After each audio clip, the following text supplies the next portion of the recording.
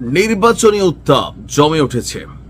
দুই দলের দুই প্রধান জনাব তারেক রহমান তার কৌশলে, তার বক্তব্যে বিএনপির প্রতি মানুষের মনোযোগ আকর্ষণের চেষ্টা করছেন। অপরদিকে জামাতের আমির ডাক্তার শফিক সাহেবও তার বক্তব্যে, তার কর্মকাণ্ডে জামাত ইসলামের দিকে, তিনি সহ তাদের যে জোট, 11 দলীয় জোট, সেই জোটের পক্ষে মানুষকে আহ্বান করছেন। এখন নির্বাচনে মাঝে মাঝে এমন কথা হয়, আমাদের বিএনপির একজন প্রথিতযশা নেত্রী, অগ্নি নেত্রী বলা হয়ে থাকে, পাপি আপা, তিনি একটা বক্তব্য দিয়েছিলেন, যারা বাড়িতে বাড়িতে গিয়ে জামাতের যে মহিলা টিমরা আছে তারা যদি আপনার কোনো কাট দেয় অথবা কোনো কিছু করে, সম্ভবত তাদেরকে যেন বাইধা রাখা হয়। আবার এই বক্তব্য বিএনপির আরেক নেতাও দিছিল। তো এই পরিস্থিতিকে কেন্দ্র করে ভদ্র, শান্ত, বা আমরা ডাক্তার শফিক সাহেবকে যেভাবে সবসময় চিনি, থাকে না যে একদম শান্ত একটা ক্যারেক্টার, জনাব তারেক রহমানরাও কিন্তু আমরা শান্ত ক্যারেক্টার হিসাবে চিনি। কিন্তু হঠাৎ করে ডাক্তার শফিক সাহেব গতকালকে যে বক্তব্য দিয়েছেন, অনেকটা উত্তর কোরিয়ার কিম জং উনের মতন ঝুঁকে গানে হি সালা স্টাইলে। তবে এই বক্তব্যের পিছনে একটু কারণ আছে, সেটা হচ্ছে তার দলের যে সকল নারী কর্মীরা, তাদের সেফটির জন্য তিনি এক ডায়লগ দিয়ে বসছেন, পুরো মাঠটা গরম করাই দিয়েছেন। আমার কাছে মনে হয়েছে তিনি বলছেন যে জামাতের কর্মীরা এক আল্লাহ ছাড়া হিমালয়ের সামনেও মাথা নত করে না, আমাদের ধৈর্যের পরীক্ষা নিও না, সুতরাং বেয়াদবি করলে আগুনের ফুলকি দেখানো হবে।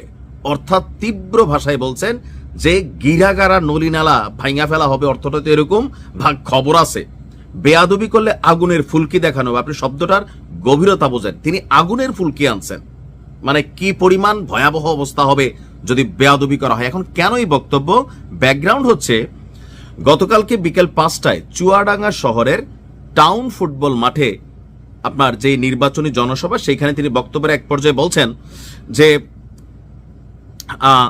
দিশেহারা কেউ কেউ জনগণের ভোটে পরাজিত হওয়ার ভয়ে 11 দলের পক্ষে যে সকল মা বোনেরা নির্বাচনী ক্যাম্পেইনে যাচ্ছেন তাদের সাথে অমানবিক আচরণ করছে, অভদ্র ব্যবহার করছে। আমাদেরকে নতুন করে সুরসুরি দিও না, আমাদেরকে পরীক্ষা করার কিছুই নাই। এরপর তিনি বলছেন 24-এর বিপ্লব ছিল আপনার বুলেটের বিরুদ্ধে বিপ্লব, আসছে 12ই ফেব্রুয়ারির বিপ্লব হবে ব্যালটের মাধ্যমে বিপ্লব। অর্থাৎ এই মুহূর্তে জামাত তাদের নির্বাচনী প্রচারণা চালাতে গিয়ে জামাত এবং বিএনপির মধ্যে কিন্তু সংঘর্ষ হয়েছে কয়েক জায়গায়, জামাতের এবং এনসিপির মধ্যে কিন্তু সংঘর্ষ হয়েছে। মজার বিষয়, সম্ভবত ঢাকার কোন আসনে জানি একটা প্রোগ্রাম ছিল, সামনের চেয়ারে বসবে কারা, এটা নিয়ে জামাতে এবং এনসিপির নেতাকর্মীদের মারামারি হয়েছে। বিএনপির সাথে অনেক জায়গায় বিচ্ছিন্ন সংঘর্ষের ঘটনা ঘটছে। এখন হয়তো এরকম হইতে পারে যে কোথাও কোনো জামাতের নারী কর্মীরা তারা নির্বাচনী ক্যাম্পেইনিং করছেন, তো সেখানে হয়তো তাদের সাথে খারাপ ব্যবহার করা হয়েছে। এটা রিপোর্ট জামাতের দলের কাছে আছে। সো কর্মীদের মনোবল চাঙ্গা করার জন্য যে অস্ত্র জমা দিছি, ট্রেনিং কিন্তু ভুলি নাই। জামাতরে দূরে দূরে বাহিরে বাহিরে যতটা মনে হয় যে মাছটা ভাইজা উল্টাইয়া খাইতে জানে না, জামাত কিন্তু এজ এ তাদের বি টিম আছে, যারা জামাতের খুব কাছাকাছি যান নাই, মিশন নাই, অনেকে কিন্তু বোঝেন না, জামাতের একটা ক্যাডার গ্রুপ আছে, তবে এটা প্রকাশিত না। আমাদের এলাকায় অন্যান্য যে দলগুলো আছে আমরা, তাদের ক্যাডাররা বুকের চেন টেন খুললা, চশমা দিয়ে গলায় মোটা, হ্যাঁ বেটা হে সালাম আলাইকুম ভাই, এরকম। জামাতের যে ক্যাডার, আসসালামু আলাইকুম, ভালো আছেন, দুপুরে খাবারটা খেয়েছেন, বুক মিলাবে। কিন্তু যখন ক্যাডারিং করতে যাবে, ভাই আরেক ক্যারেক্টারে কিন্তু আছে। এটা জামাতের যারা লোক তারা কিন্তু ভালো করে জানেন, তাই না? কুমিল্লা যদি কোনো ঘটনা ঘটানো হবে, তাহলে কক্সবাজার থেকে জামাতের ক্যাডার গ্রুপ আসে, 10 মিনিটে 1 ঘন্টায় ঘটনা ঘটে, যার যার রাস্তায় সে হয়তো কোনো মসজিদের ইমাম অথবা কোনো অফিসের কেরানি, আপনি খুঁজেও পাবেন না। জামাতের রাজনীতি খুবই বিচক্ষণ, আওয়ামী লীগ টেরি পায় না তলে তলে কেমনে খায়া ফেলছে। সো এই জায়গাটাতে জামাত আমিরের যে বক্তব্য, আমি এই যাবৎকালীন নির্বাচন ক্যাম্পেইনিং এ বা গেল 18 মাস ওনার এরকম বক্তব্য শুনি নাই, কিম জং উন স্টাইলে নাকি।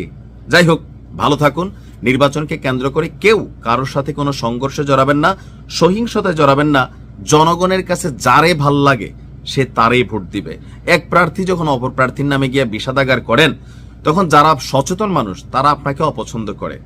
একটা মানুষ ভালো না খারাপ, এটা প্রত্যেকের নিজস্ব বিবেক আছে যাচাই করার জন্য। আপনি যখন গিয়ে বোঝানোর চেষ্টা করেন ওই মানুষটা খারাপ, এই মানুষটা হয়তো আপনার সামনে কিছু বলে না, মনে মনে আপনারই খারাপ বলে। আপনার কাজ হচ্ছে আপনার দল ক্ষমতায় গেলে কি করবে, রাষ্ট্রের জন্য, দেশের জন্য, ওই মানুষটার জন্য এজ এ নাগরিক, ওইটা বোঝান। এর বাহিরে কোনো কথাবার্তা বললে এটা আপনাদের জন্যই খারাপ হবে।